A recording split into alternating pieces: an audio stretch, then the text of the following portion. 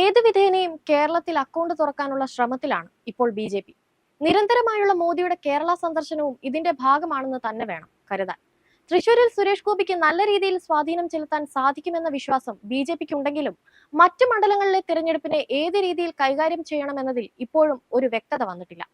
16-ന് കൊച്ചിയിൽ മോദി എത്തുന്നതിന് പുറമെ തന്നെ തിരുവനന്തപുരത്തേക്ക് മോദി എത്താൻ ഒരുങ്ങുന്നു എന്ന വാർത്തകളും തിരഞ്ഞെടുപ്പ് ലക്ഷ്യമിട്ടുകൊണ്ട് തന്നെയാണെന്നാണ് രാഷ്ട്രീയ നിരീക്ഷകരുടെ അടക്കം വിലയിരുത്തൽ. രാമക്ഷേത്ര ഉദ്ഘാടനം വടക്കേ ഇന്ത്യയിൽ ബി അനുകൂല തരംഗം ഉണ്ടാക്കുമെന്ന് പ്രതീക്ഷിക്കുന്നുണ്ടെങ്കിലും തെക്കേ ഇന്ത്യയിൽ എന്ത് തരത്തിലുള്ള തന്ത്രമാണ് അവതരിപ്പിക്കേണ്ടത് എന്ന ആശയക്കുഴപ്പത്തിലാണ് ബി. എന്നാൽ കേരളത്തിൽ നരേന്ദ്രമോദിയുടെ വ്യക്തിപ്രഭാവം തന്നെയാണ് ബി വോട്ടാക്കി മാറ്റാൻ ലക്ഷ്യമിടുന്നതെന്ന് ഇതുവരെയുള്ള കാര്യങ്ങളിൽ നിന്ന് വ്യക്തമാണ്.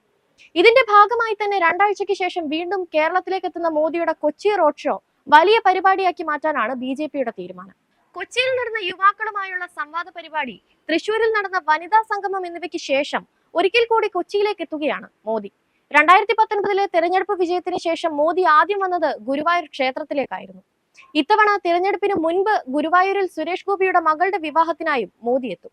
തൃശൂർ പിടിക്കാൻ ബി ഇറക്കിയ സുരേഷ് ഗോപിയുടെ മകളുടെ വിവാഹത്തിന് മോദി എത്തുന്നത് ഒന്നിലധികം ലക്ഷ്യങ്ങൾ മുന്നിൽ കണ്ടാണെന്നാണ് പുറത്തുവരുന്ന വിവരങ്ങൾ.